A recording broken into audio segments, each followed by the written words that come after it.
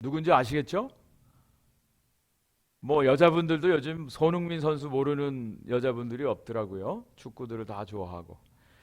손흥민 선수가 금년도 영국의 프리미어 리그에서 23골을 넣어서 득점 왕이 되었습니다.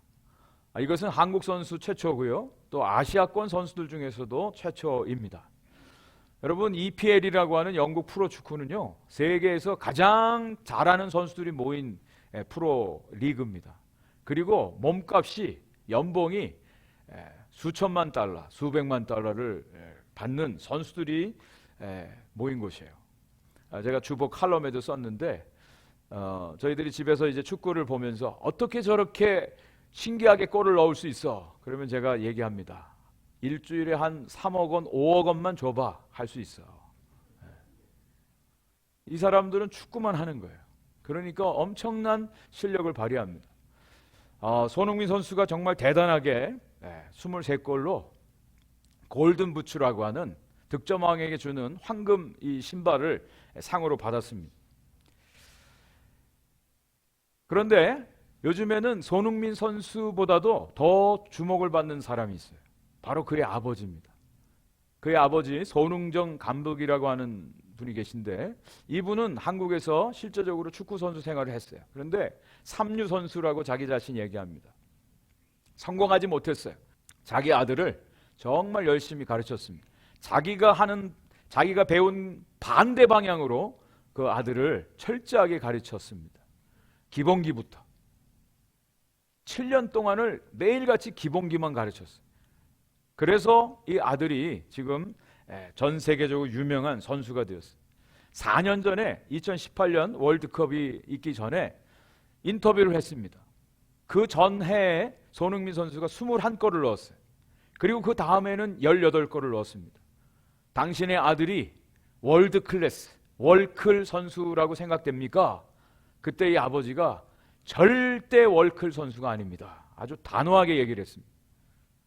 4년 전에 인터뷰 내용이었어요. 그래서 이번에 득점 왕이 되어서 기자가 다시 묻는 겁니다. 4년 전에는 당신의 아들 월드 클래스가 아니라고 했는데 이번에는 득점상을 받지 않았느냐?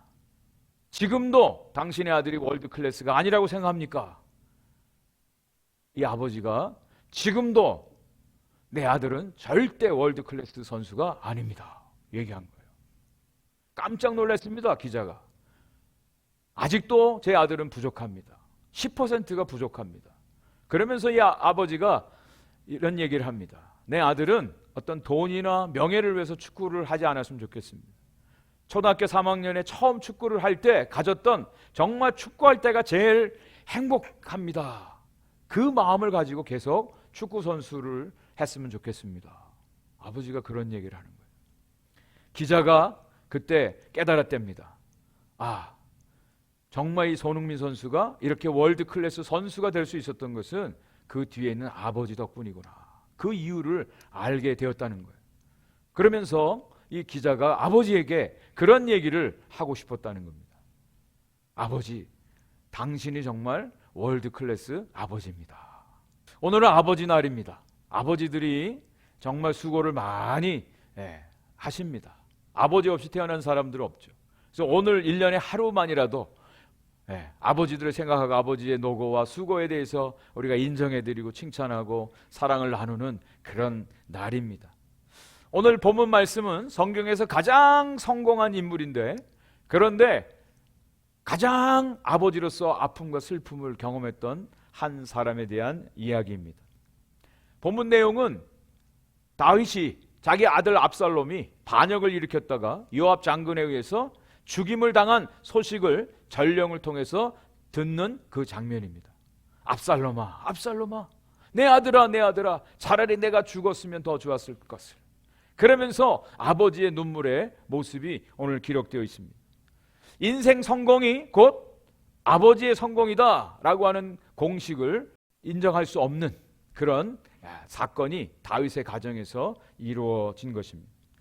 성경에서 보면 다윗만큼 성공한 사람은 없습니다. 그래서 자녀들 이름 지을 때 데이빗이라는 이름을 많이 짓죠, 미국에서는. 하나님께서도 다윗에 대해서 너무너무 좋아하셨어요. 성경에 보면 다윗은 내 마음에 합한 사람이다, 내 마음에 드는 사람이다, 내가 저 다윗을 통해서 내 뜻을 다 이루겠다고까지 하나님이 말씀하셨어요. 다윗은 원래 양을 치던 목동이었죠. 그런데 하나님께서 어느 날 그를 불러다가 이스라엘의 영웅과 이스라엘의 왕으로 삼았습니다. 통일 왕국 이스라엘의 왕으로서 그 치적이 상당히 대단합니다. 영토를 회복했고요, 확장했고요, 선군으로 많은 사람들에게 존경받는 그런 인물이었습니다. 주옥 같은 시편을 많이 썼습니다. 여러분, 시편의 3분의 2가 다윗이 쓴 시편이에요. 그 구절구절이 얼마나 하나님을 향한 사랑과 신앙의 모습이 있는지 너무너무 아름답습니다. 누구보다도 다윗은 하나님을 사랑했던 사람입니다. 하나님을 예배하는 일에 무엇보다도 가장 우선적으로 자신의 삶을 다 드렸던 사람이에요. 다윗이 제일 먼저 왕이 되었을 때 한 일은 하나님의 법궤를 예루살렘 성으로 모셔오는 거였습니다. 그 법궤 앞에서 왕이 채신 없이 옷이 벗겨지는 것도 모르고 춤을 추는 그런 정말 하나님을 사랑했던, 누구보다도 하나님이 기뻐하시는 아들이었어요. 하나님께서 베풀어 주신 은혜가 너무너무 감사해서 다윗은 하나님 앞에 늘 감사의 찬양을 올려드렸어요. 하나님이 마음에 감동을 주셔서 하나님을 위해서 성전을 짓겠다고 결단했을 때 하나님께서 그걸 너무나 기쁘게 여기셨어요. 그때에 다윗이 하나님 앞에 들어가서 고백한 내용이 성경에 나옵니다. 사무엘하 7장 18절과 20절 말씀인데요, 제가 읽어드릴게요. 다윗 왕이 여호와 앞에 들어가 앉아서 이르되, 주 여호와여, 나는 누구이오며 내 집은 무엇이기에 나를 여기까지 이르게 하셨나이까? 또 주 여호와는 주의 종을 아시오니 다윗이 다시 주께 무슨 말씀을 하오리까? 하나님, 나에게 주신 은혜가 너무나 커서 나는 할 말이 없습니다. 너무너무 감사합니다. 이런 고백을 하나님 앞에 올려드린 것입니다. 그런데 그런 다윗, 그 성군 다윗이 가정적으로 보면 너무나 불행한 가정이었던 것을 성경이 기록을 하고 있어요.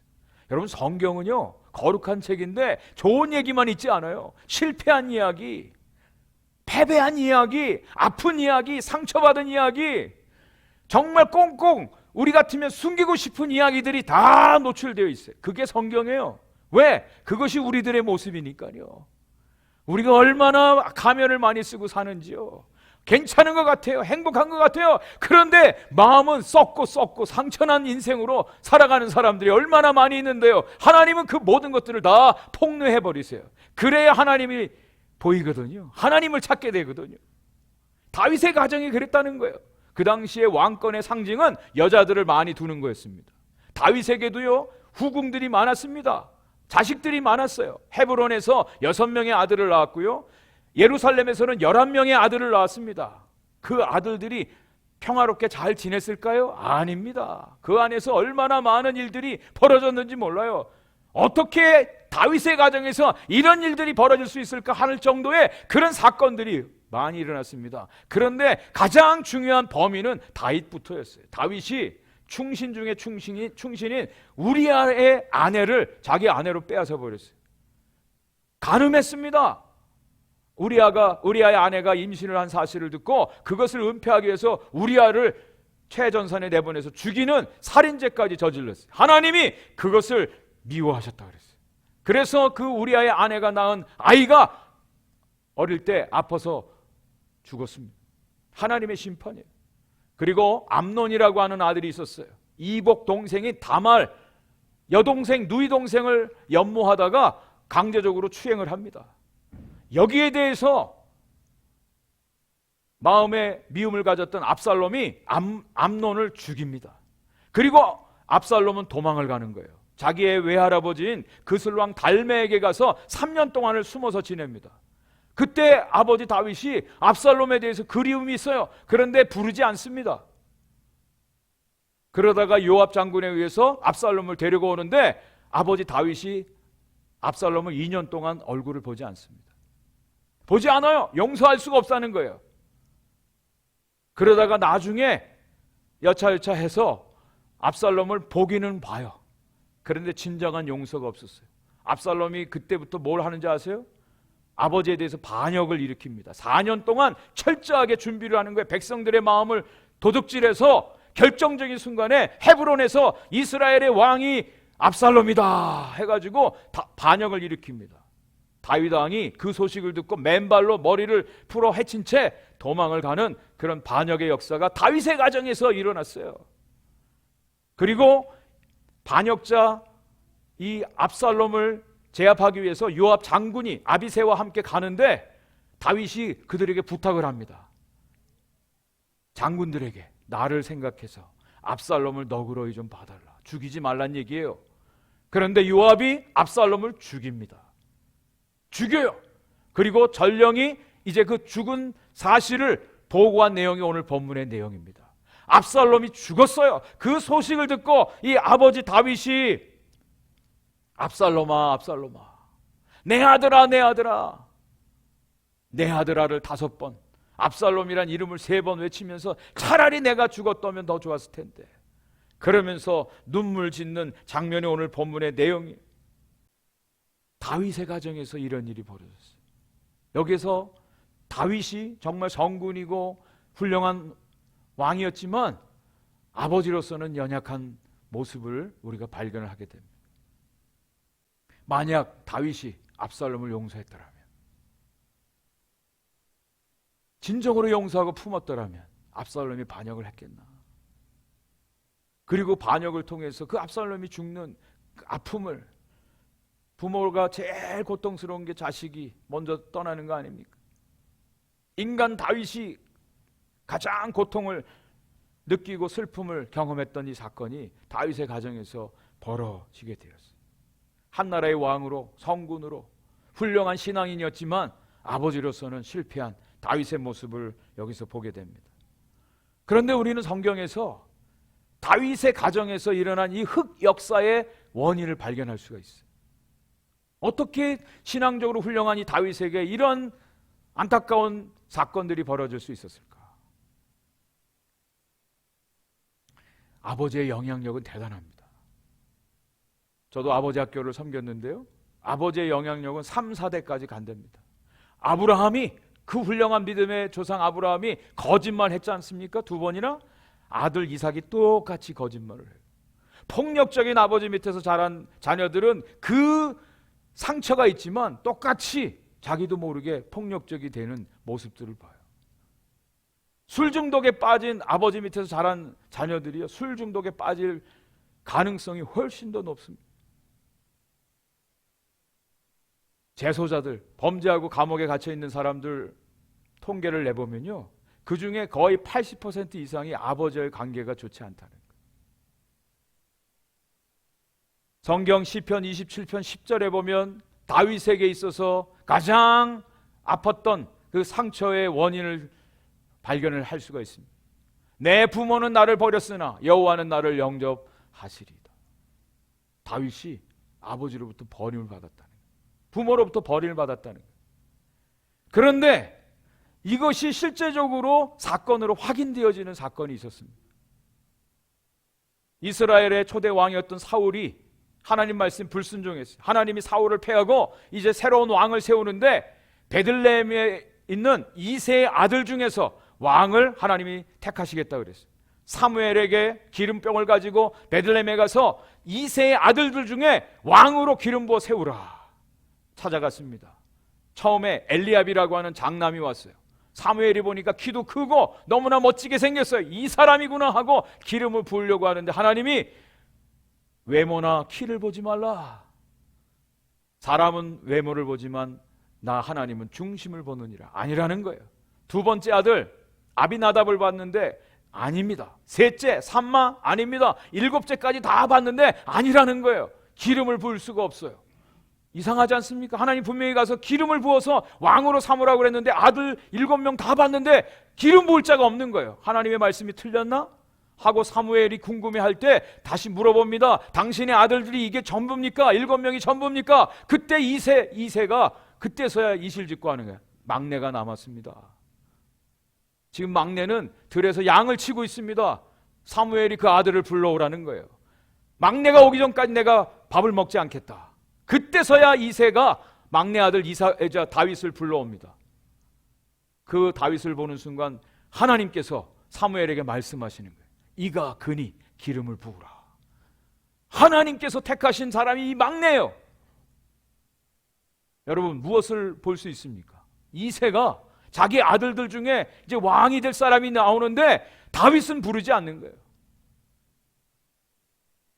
막내를 부르지 않은 거예요. 물론 나이가 어린 것도 있겠지만 믿업지 못한 부분이 있는 겁니다. 얘는 아니야 하고 그냥 제쳐 놓은 거예요. 그것이 다윗이 생각할 때는 아버지로부터 버림받은 거예요. 인정받지 못한 것입니다. 또 다윗은요, 형들로부터도 인정받지 못했어요. 블레셋의 골리앗 장군하고 전쟁하러 갔는데 엘리압과 아비나답과 삼마 형들이 전쟁터에 군인으로 참전했어요. 아버지가 너 형들 면회하고 와라 하고 다윗을 보냈는데 다윗을 본 순간 그 엘리압 큰형이 너가 뭔데 여기까지 왔느냐? 너는 가서 양이나 치지 왜 여기 와서 방해를 하느냐? 왜 교만하고 이 완악한 모습으로 나타나느냐? 아주 책망을 합니다. 여러분, 다윗은요, 겉은 멀쩡하지만 아버지로부터도 인정받지 못해, 가족들로부터도 인정받지 못해. 발달 심리학자인 장 피아제라고 하는 사람이 어린아이들에 대해서 이렇게 부릅니다. 인지적인 이방인이다. Cognitive Alliance. 무슨 뜻이냐면 아이들은 자랄 때요, 절대적 사고를 가지고 자란다. 전부 아니면 전무예요. 중간이 없어요. 어린아이들 보세요. 전부 아니면 전무예요. 아빠가 바빠서 아이들하고 같이 못 놀아주잖아요. 그러면 아이들은 아빠가 나를 미워하는구나, 그렇게 생각해요. 만약 아버지가 나를 버린다면 나는 다른 사람들로부터도 버림받는다라고 하는 그런 마음으로 아이들이 자란다는 거예요. 독일의 유명한 심리학자, 정신과 의사인 한스 요하힘 마츠라고 하는 사람이 아웃사이더, 또 왕따, 울보, 언짢은 투덜이, 항상 화내는 못난이, 욕먹는 행동으로 다른 사람들의 미움을 받는 사람들의 뿌리에는 어릴 적에 인정받지 못한 경험을 한 사람들이 많다는 거예요. 아버지와 어머니로부터 인정받지 못하고 사랑을 충분히 받지 못하면요, 그게 성인이 되어서 그대로 나타납니다. 그런데 아버지와 어머니의 사랑은 좀 질이 다릅니다. 어머니의 사랑은 무조건적이에요. 10달 동안 아이를 뱃속에서 잉태하고 탯줄이라고 하는 생명줄로 연결되어 있어요. 그리고 그 아이를 낳으면서 어머니는 자신의 생명을 바꾸는 겁니다. 그래서 어머니의 사랑은 무조건적이에요. 반면에 아버지의 사랑은 그런 애틋함이 없어요. 아이들이 아파서 누워 울고 막 해도 어머니는 끝까지 잠 못 자면서도 아이를 케어하지만 아버지들은 잘 잡니다. 코 걸면서. 그래서 제가 많이 욕을 먹었어요. 그게 아버지들이에요. 그런데 아버지들의 역할이 있어요. 아버지들은요, 자녀들의 인격 형성에 가장 중요한 요인을 제공해 줍니다. 가치관을 형성해 주고요, 인생의 방향을 정해 주는데 아버지의 역할이 가장 큽니다. 지금 미국의 가장 큰 문제가 뭡니까? 폭력, 총격 사건. 그래서 미국에 전국 학교의 교장 선생들이 모여서 회의를 했답니다. 왜 이렇게 점점 학교에서 폭력이 일어나고 총격 사건이 일어날까? 원인이 뭔가? 교장 선생님들이 결론을 내린 게 가정에서 아버지의 부재라는 거예요. 아버지가 없다는 거예요. 그래서 이분들이 결정한 게 아버지들을 가정으로 돌려보내는 운동을 하기 시작했어요. 프라미스 키퍼스라고 하는 그런 운동도 있고요, 가정 회복, 아버지의 역할들을 회복하는 운동들을 미국에서 진행을 합니다. 그래도 더 많은 폭력 사건들이 지금 벌어지고 있는 게 미국의 현실. 여러분 잘 아시는 희망 전도사, 팔다리 없이 태어난 중증 장애로 태어난 청년이 바로 닉 부이치치입니다. 근데 그의 아버지가 보리스 부이치치예요. 보리스 부이치치라고 하는 아버지가 돌아가시기 전에 쓴 책이 있어요. 그것은 완전하진 않아도 충분히 완벽한 Raising the Perfectly Imperfect Child라고 하는 책을 썼어요. 그 내용은 뭐냐면 자기 아들이 태어났는데 팔다리 없이 태어났어요. 꼬리 하나 달고 태어났어요. 그런데 이 아버지가 이 아이를 다른 애들하고 똑같이 키웠어요. 예? 똑같이 스케이트보드도 타게 하고요, 수영도 하게 하고요, 똑같이 키웠다는 거예요. 이 닉 부이치치가 희망전도사, 자기는 비록 팔다리가 없어서 일어나지도 못하는, 그런데도 전 세계를 다니면서 사람들에게 희망을 선포하는 가장 절대적인 영향을 미친 사람이 이 아버지예요. 아버지로부터 인정받음, 가족들로부터 인정받음이, 그것이 얼마나 우리 삶에 큰 영향을 주는지. 다윗의 인생 가운데 그것이 가장 아픈 상처로 남아 있었다라고 하는 것입니다. 그런데 이 다윗은 자기 육신의 아버지로부터는 인정을 받지 못했어요. 버림받았어요. 상처뿐이 없는 그런 인생을 살았습니다. 그런데 그에게는 정말 진짜 아버지가 계셨다는 거예요. 다윗에게 정말 진짜 월클이 아니라 유클, 유니버스 클래스의 아버지가 계셨다는 거예요. 하나님 아버지가 계셨어요. 그 하나님을 아버지라 그가 믿고, 그 하나님 아버지의 사랑 가운데 하나님 나라의 귀한 일꾼으로 쓰임 받는 인생이 되었다는 것입니다. 시편 89편 26절 말씀입니다. 우리 같이 한번 읽어보겠습니다. 시작. 그가 내게 부르기를 주는 나의 아버지시요 나의 하나님이요 나의 구원의 바위시라 하리로다. 아멘. 그 하나님이 나의 아버지시라고, 그 하나님이 나의 바위시라고, 구원의 바위라고 그렇게 고백을 하고 하나님의 그 은혜 가운데 그가 하나님의 사람으로 쓰임받았다. 여러분, 세상의 어떤 종교도요, 자기가 믿는 신에 대해서 아버지라고 부르는 종교가 없습니다. 찾아보세요. 불교에서, 유교에서, 이슬람에서 자기가 믿는 신에 대해서 아버지라고 부르는 종교가 없어요. 그런데 기독교에서는 뭐라 그래요? 하나님을 아버지라고 부르는 거예요. 아버지라고. 이런 종교가 없습니다. 하나님과 하나님의 백성 사이의 관계를 아버지와 자녀의 관계로 규정짓는 것은 기독교밖에 없어요. 그런데 여기서 생각해 봐야 될 것이 있어요. 아버지와 자녀의 관계를 이어주는 아주 중요한 세 가지 요소가 있습니다. 세 가지 요소가 있어요. 첫 번째, 아버지는 자녀를 낳습니다. 자녀는 아버지로부터 태어나야 돼요. 그게 아버지와 자녀의 관계예요.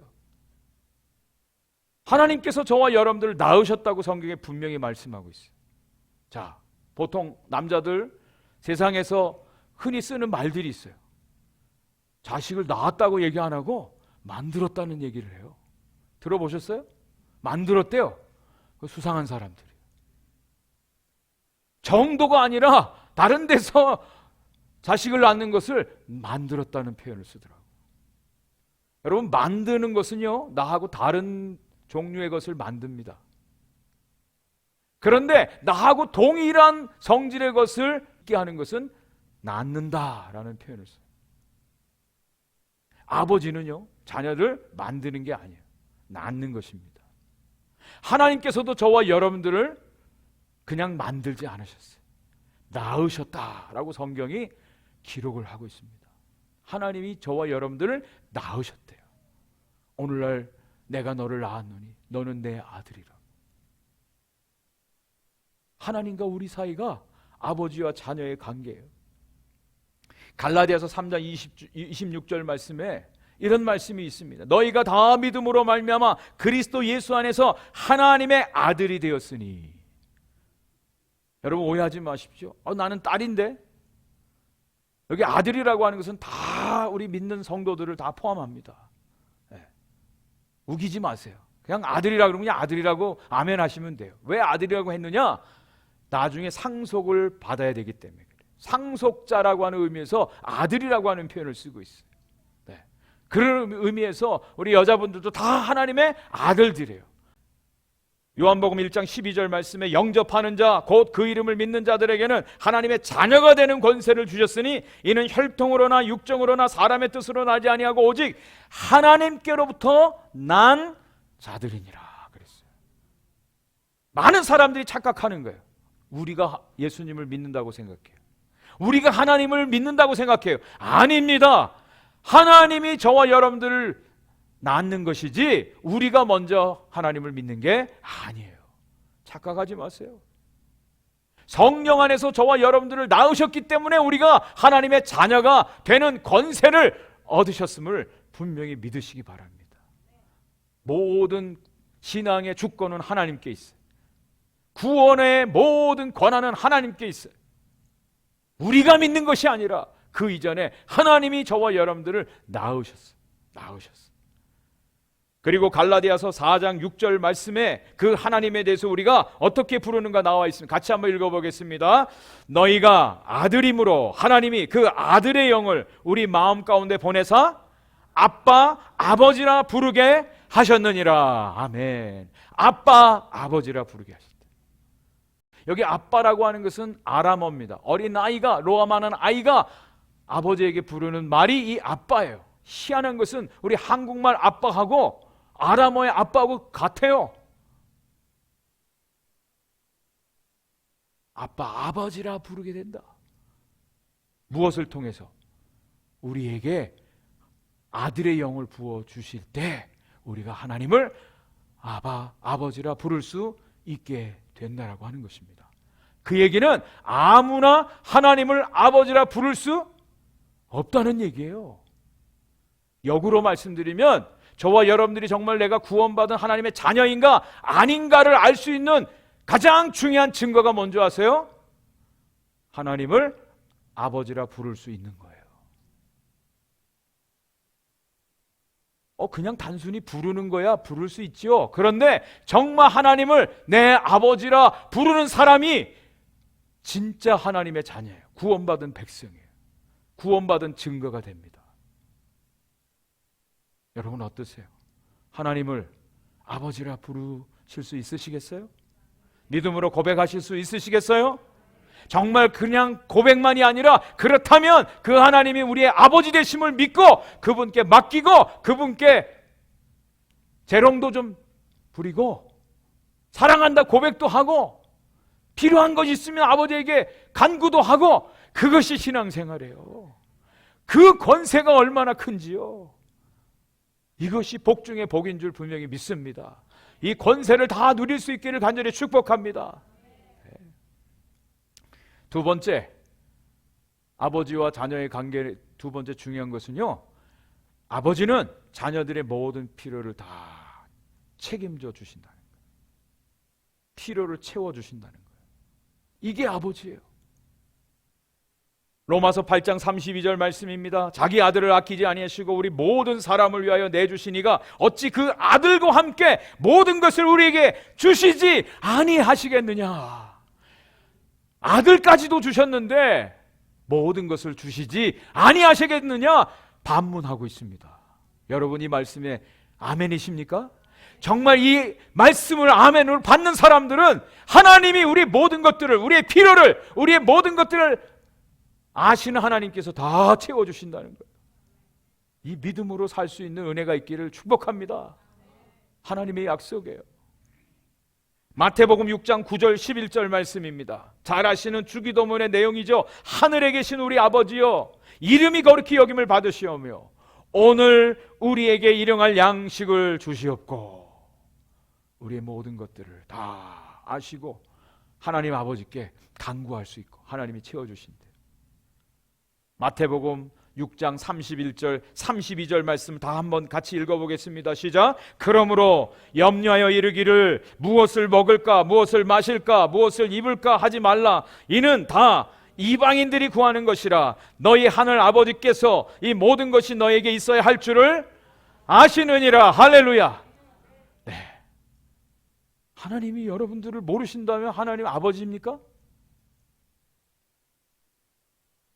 만약 하나님이 제 삶에 대해서 모르신다면 저도 하나님 믿지 않겠습니다. 믿지 않아요. 왜 손해나는 짓을 해요?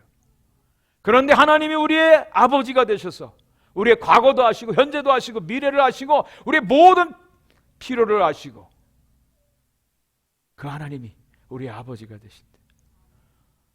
놀라운 은혜 중에 은혜인 줄 믿습니다. 우리 한국에만 있는 아버지 세 종류가 있습니다. 기러기 아빠가 있대요. 1년에 한 번 왔다 가는 기러기 아빠. 두 번째, 독수리 아빠가 있대요. 언제든지 마음만 먹으면 비행기 타고 왔다 가는 아버지들. 펭귄 아빠가 있답니다. 펭귄 아빠는 올 수는 없고 돈만 보내는 아빠가 펭귄 아빠래요. 근데 여러분, 동물 중에서 부성애가 가장 강한 동물이 있어요. 그게 황제 펭귄이에요. 황제 펭귄. 저 남극에 황제 펭귄이 있어요. 암컷이, 어미가 알을 낳으면요, 이 알을 낳고 아빠한테 맡겨요. 그러면 그 차디찬 남극, 그 얼마나 땅이 차갑습니까? 땅에다 내려놓을 수가 없어요. 이 아빠 펭귄이 자기 발 위에다가 알을 놓는 거예요. 그리고 2, 3개월 동안 그 눈보라가 치는 바람이 있는데도 꼼짝없이 그 알을 품고 있는 거예요. 2, 3개월 동안 움직이지도 않고. 어미는 먹이를 찾아서 갔다 오는 거예요. 갔다 와서 이 아빠 펭귄은 몸 안에 있는 모든 영양분이 다 빠져나가서 완전히 홀쭉해지는데, 어미 펭귄이요, 아빠부터 먹여야 되잖아요. 그렇지 않는데 어미하고 자기만 먹는데. 그래서 아빠는 다 먹고 난 다음에 이제 어미한테 맡기고 자기가 이제 먹이 찾아 가다가 대부분 죽는답니다. 아버지의 책임감. 2, 3개월 동안 움직이지도 않고 새끼 부화할 때까지 사랑을 쏟아붓는 아버지의 사랑. 책임져 주는 거죠. 책임. 짐승도 그런데 우리 하나님께서 우리 모든 필요를 채워 주시지 않겠습니까? 마지막 세 번째, 아버지가 자녀에게 주는 거 가장 중요한 것이 상속해 준다는 거예요. 기업을 물려준다는 것입니다. 요즘도 심심치 않게 뉴스에서 보는 장면은 유명한 사람 장례식장에 이상한 사람이 나타나가지고 내가 저분의 아들입니다, 딸입니다, 이런 사람이에요. 이 재산 문제 때문에 막 얼마나 치고받고 싸우는지. 중요한 것은 자녀라면 아버지의 유산을 받을 수 있는 권리가 있는 거죠. 권리가 있어요. 우리 하나님께서 자녀된 저와 여러분들에게 주시는 유산이 있습니다. 누구도 빼앗을 수 없는 유산. 그것은 바로 구원이에요. 영생이에요. 이것을 성경에서는 기업이다, 유업이다 말씀해 주고 있습니다. 로마서 8장 17절 말씀입니다. 자녀이면 또한 상속자, 곧 하나님의 상속자여 그리스도와 함께한 상속자니 우리가 그와 함께 영광을 받기 위하여 고난도 함께 받아야 할 것이니라. 우리가 그리스도로 말미암아 하나님의 상속자가 되었대요. 갈라디아서 3장 29절 너희가 그리스도의 것이면 곧 아브라함의 자손이요 약속대로 유업을 이을 자니라. 아멘.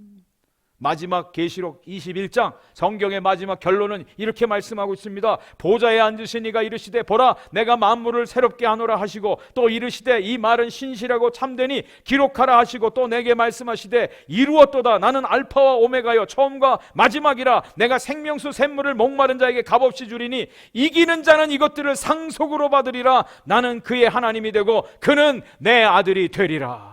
영원한 생명을 누구에게 준다고요?